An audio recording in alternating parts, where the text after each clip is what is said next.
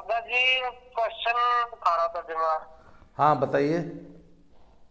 दिमाग में ये आ रहा था पॉइंट कि जो ये धरने पे बैठे थे पहलवान, हाँ इन्हें तो किसी का बचा है कुश्ती के लायक किसी का करियर बचा है अभी? देखिए, कुश्ती के लायक कैरियर अगर देखा जाए तो विनेश को अगर सचमुच इंजरी हुई है हाँ। और तो विनेश का करियर खत्म है। अगर ये इंजरी ना होती है और ये नेगेटिविटी इनके लाइफ में ना होती है जो अभी आई हुई है, साक्षी का करियर खत्म है। अच्छा। विनेश का कैरियर अगर इंजरी हो चुकी है वाकई तो खत्म है। और अच्छा। विनेश के साथ एक दिक्कत और है ना, उसके वजन में अंतिम आ गई। अंतिम नया बच्चा है। अच्छा। और पहलवानी में जी एक कहावत है कि लगे लगे दाव का तोड़ नहीं और चढ़ते पट्टे की जोड़ नहीं। अच्छा। अगर दाव लग गया तो फिर तो हरा ही देगा चाहे कोई ना ना, आ जाए। फिर कोई काउंटर नहीं, कोई काट नहीं। अगर दाव लग गया और जो चढ़ता पट्टा है ना, हाँ, यंग एज का। यंग एज का जो चढ़ रहा है, उसकी जोड़ नहीं होता। उभरता पहलवान की जोड़ नहीं होता। बड़ा पहलवान जो जो ढल रहा है। तो सर अंतिम अंतिम जो है वो चढ़ रही है। अभी उसकी आप परफॉर्मेंस देख लो ना कि वर्ल्ड चैंपियनशिप में भी जो वो कुश्ती हारी है, वो हारी थोड़ी नहीं थी, वो तो जीती भी कुश्ती थी। नहीं, वो तो लड़की बहुत शानदार लड़की है, मैंने भी बहुत अच्छे से देखा अच्छा, है। अगर वो कुश्ती वो जो 2 पॉइंट का जो कंफ्यूजन था वो अगर ना हुआ होता ना, तो वो अंतिम वो कुश्ती जीत जाती, तो फाइनल में जाती। वर्ल्ड चैंपियनशिप में 20 साल की उम्र में अगर लड़की इतनी बढ़िया परफॉर्मेंस दे रही है तो 53 में सच पूछा जाए तो अभी अंतिम की जोड़ नहीं है विनेश तो। और 53 से ऊपर वाले वजन में उसको कोई चलने नहीं देगा। नहीं दादाजी, विनेश के केस में तो मुझे एक चीज और लगती है। क्या? नो डाउट विनेश का एक्सपीरियंस ज्यादा था, वो एथलीट भी अच्छी थी, अच्छी रेसलर थी। हाँ पर अंतिम को वो अब तक हरा भी पाती, क्योंकि अंतिम का वर्ल्ड लेवल पे कोई एक्सपोजर नहीं था। बट उसने जो ये 2 बड़े टूर्नामेंट खेले हैं, हाँ, कैंप और ट्रायल्स दिए हैं, तो उसका एक्सपीरियंस कॉन्फिडेंस सर, काफी बढ़ गया है। मोराल मोराल और कॉन्फिडेंस। मोरल एंड एक्सपीरियंस भी, मोरल, कॉन्फिडेंस, एक्सपीरियंस, और देखो कहीं ना कहीं फाइनेंशियल सपोर्ट भी बहुत जरूरी है रेसलिंग में। अब वो बहुत अच्छे जो सर चीजें हैं, ओवरऑल पैकेज सर, अंतिम। ट्रेनिंग इक्विपमेंट्स वाइज भी वो अच्छा कम्पीट करेगी, मेरा मानना है। हाँ बिल्कुल सही है कि ओवरऑल पैकेज होता है सर, उसमें कई सारे फैक्टर्स होते हैं, वो सब कुछ अंतिम के फेवर में है। और हाँ, अब अंतिम के फेवर में है। और एज लगा लो, चाहे मोरल लगा लो, या फिर स्टेमिना, पावर, वो सारी चीजें उसका ग्रोइंग ग्राफ लग रहा है मेरे को। अच्छा, एक चीज विनेश का देख के ऐसा लग रहा है कहीं ना कहीं पीक टाइम जा चुका है, कहीं अच्छा ना कहीं। हाँ, अब एक चीज़ और बताऊँ आपको। ये छोटे वजनों में एक दिक्कत और आती है कि 5-7 साल के बाद ना वजन बढ़ता है और इनकी कैटेगरी चेंज करना इनकी मजबूरी हो जाती है। अब हाँ, ये पॉइंट तो मैं समझ गया। अब वो तो नेचुरली जो ह्यूमन बॉडी की आप बायोलॉजी हाँ पढ़ोगे तो जो हाँ बोन्स की डेंसिटी है वो बढ़ती है हाँ एज के बिल्कुल, बाद। मसल मास बढ़ जाता है, बोन डेंसिटी बढ़ जाती है, बहुत सारे फैक्टर्स होते हैं, हाँ, तो मेटाबॉलिज्म स्लो हो उससे क्या जाता होता है। है कि उससे उससे उससे वेट बढ़ता है और थोड़ी लेजीनेस आती है, हाँ रिफ्लेक्सेस डाउन जाते हैं, तो तो वेट कैटेगरी चेंज करनी ही पड़ती है। ये तो मेरे को भी तो समझ में आता है। और एक वेट कैटेगरी चेंज करके बहुत रेयरली रेसलर्स हुए हैं जो ऊपर वाली वेट कैटेगरी, छोटे वजनों में। बड़े वजनों में तो फिर भी चल जाता है। हाँ हाँ मैं आपको बताऊं कि एक बार, आज से करीब 30 साल पुरानी बात है, एक बार वर्ल्ड चैंपियनशिप हुई थी। उसके उन दिनों 90, 100 और सुपर हैवी 3 वजन हुआ करते थे। तब की बात है, पुराने ज़माने की बात है। 90 किलो, 100 किलो और सुपर हैवी 100, और ऊपर कोई लिमिट नहीं होती थी। तो वर्ल्ड चैंपियनशिप के तुरंत बाद किसी बड़े ग्रुप ने ना एक, जैसे हमारे यहाँ हिंद केसरी ओपन टूर्नामेंट नहीं होता, ऐसे एक ओपन टूर्नामेंट करा दिया था कि भाई 90 किलो से ऊपर के जितने हैं वो सब लड़ सकते हैं। वर्ल्ड बहुत बड़ी मोटी प्राइज मनी रख के। तो मुझे बताते हैं कि लोग उसमें 100 किलो वाला फर्स्ट आया था। सुपर हैवी उसने सारे सुपर हैवी वाले हरा लिए थे उस अच्छा। टूर्नामेंट में हैं। तो इसका मतलब 20-20, 25-25 किलो भारी जो थे उनको भी हरा लिया था, है ना। तो हैवी वेट में तो वेट का डिफरेंस चल जाता है, छोटे वजनों में नहीं चलता। अब आते हैं हम बजरंग पूनिया पे।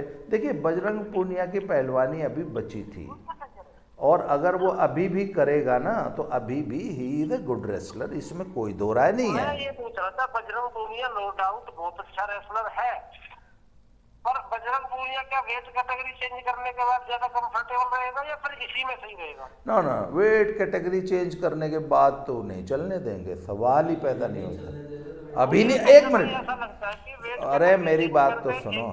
एक बार रवि दैया तो शायद चल भी जाए क्योंकि उसकी नो, हाइट बहुत है। वो नो नहीं चलेगा यार।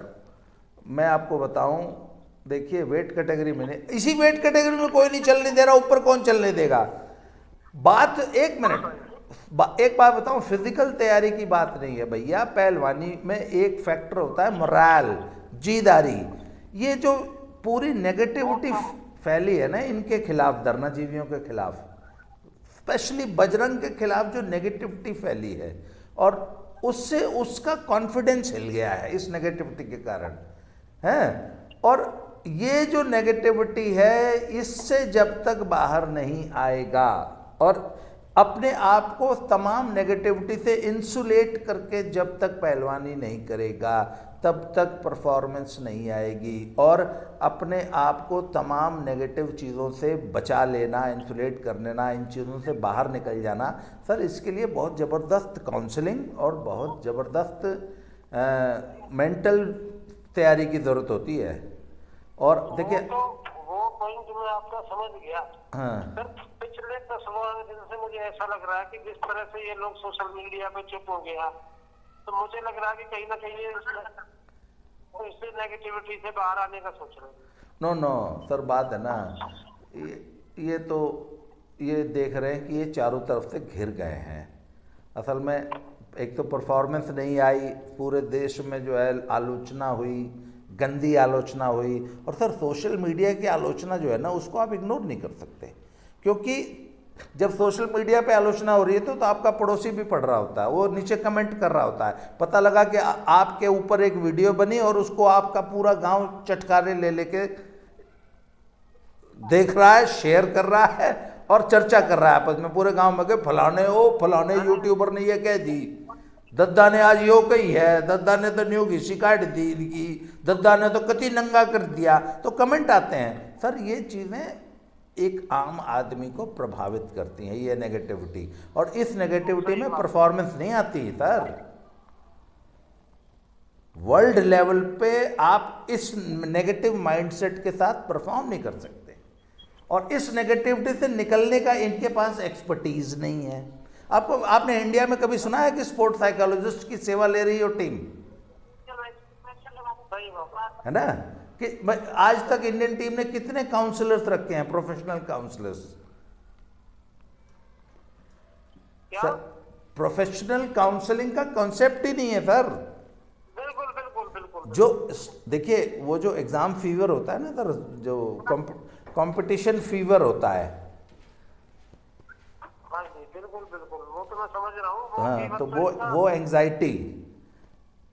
तो सर ये, अच्छा एक चीज़ और बताऊँ आपको, अगर ये इसके तो कोचेस जो हैं, जो इसके साथ गए थे ना, जो इसका पर्सनल कोच है, ही इज़ अ डफर, वो इसके सिम्टम्स को सर पकड़ ही नहीं पाया।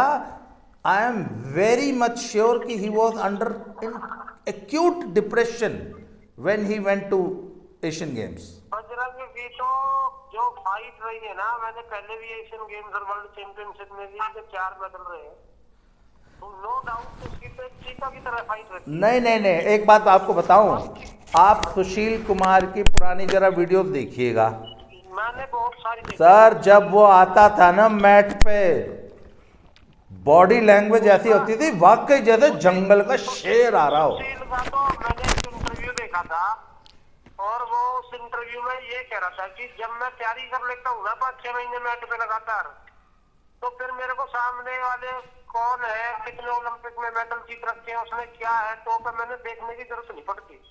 वही वो तो सुशील कह रहा है, बोल रहा कि मुझे 1% भी रत्ती भर भी फटक नहीं पड़ा सामने कि ओलंपिक में 4 बार का गोल्ड मेडलिस्ट क्यों नहीं है।